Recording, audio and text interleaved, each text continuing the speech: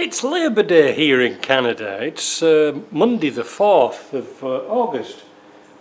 It is a holiday for some, but not for me.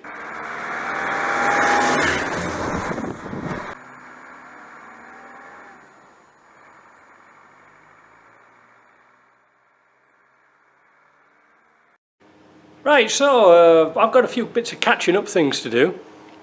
I've just built Jacques here a hybrid transfer case. It was out of a TD5, but it was a 1.44, so we've upgraded it to disco gears, which is a 1.2, and I've just run it on the test bench. It spins up quite nicely. I've done 105 kilometres an hour, 105 kilometres in it this morning. I haven't been anywhere, but what I've noticed is they do get pretty hot when they're static. Now I knew this was going to happen anyway. So I've got a little fan blowing a little bit of cool air, because it's a kind of a warm day today. It's about 30 odd degrees. So it's hot to the touch, but not boiling hot, and there's no leak, so that's a good sign. I'm going to drain that off now, and you can come pick it up. What else have I been doing? I've been doing some experiments. Come see. One of the worst things about this job is cleaning bits and pieces up. They always come out nice in the end, but I don't think people appreciate how much cleaning you have to do. Now, I've got all sorts of paraphernalia for cleaning. I've got a rough tank over there for cleaning out, and perhaps you can hear here, I'm doing an experiment. If you can remember back, this is my ultrasonic cleaner. I can't switch it on now because you won't be able to hear what I'm doing. But I've been cleaning bearings. So in here is diesel. Hot diesel at 50 degrees Celsius. Now, this piece here is a centrifugal filter. I think we mentioned this once before. However, down here, this is the setup. There is a pump here, 12 volt pump. Alright, so that's sucking out the bottom, out of the drain into the pump, and then into this little gadget I got the other day down here, which is a remote oil filter, so I can screw on an oil filter to get cleaner fluid coming out of here. Now, the idea was to use the centrifuge down in place of that filter.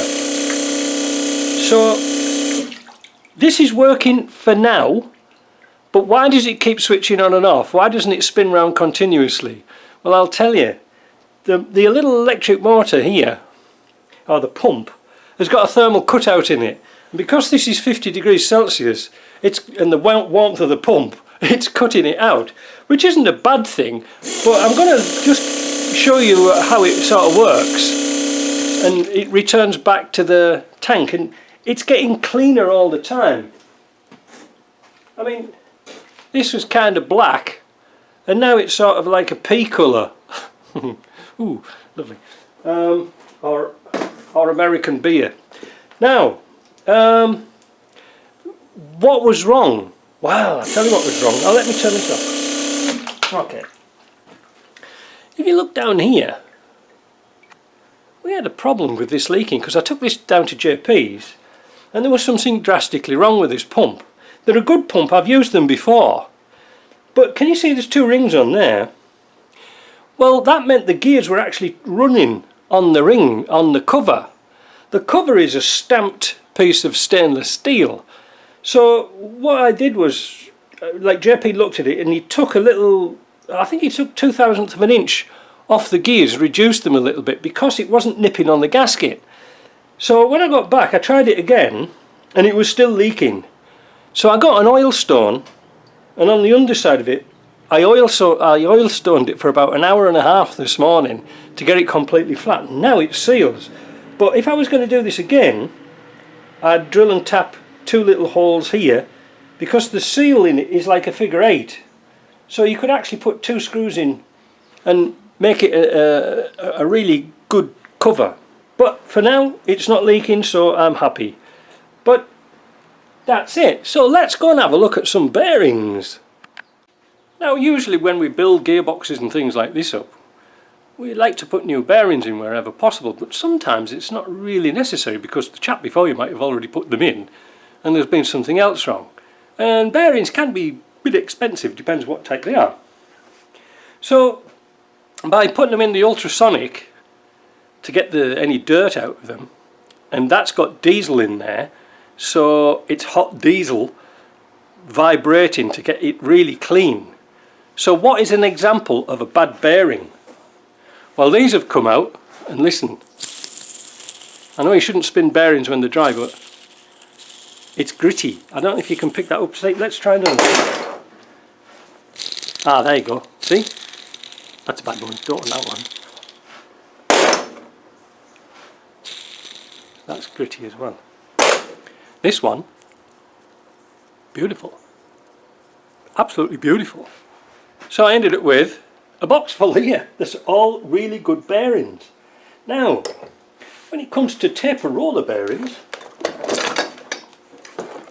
I always, when I take them off, I put a tie wrap around them and check them. So what we're looking for with a bearing, a taper roller, they've got to be nice and polished and clean. And the races, you can use that race again, that's kind of nice. It's nice and polished, there's no pits in it. And when you put it together, put a little bit of oil on them. You shouldn't ever run a bearing dry. When you run them together, you can feel there's nothing there at all. It's really nice, so we can use those again. I'm kind of pleased with that. Here's a little one. This is off a lay shaft, and again, oh, not a lay shaft, off a main shaft off a 300 TDI, 200 TDI. It's lovely, so we can use those again. It's surprising what you can get away with. But I've just thought I'd do that little update on what I'm doing today. I might have the rest of the afternoon off, I don't know. Or alternatively, I'll probably pull this transmission up just to get it out the way. But like I say, cleaning up, oh, it's a pain. It really is a pain. You know, when you're doing a transmission, you spend more time cleaning it than putting it together. It's one of them things, isn't it? Anyway, I hope you have a nice Labour Day holiday. I'll probably have the afternoon off.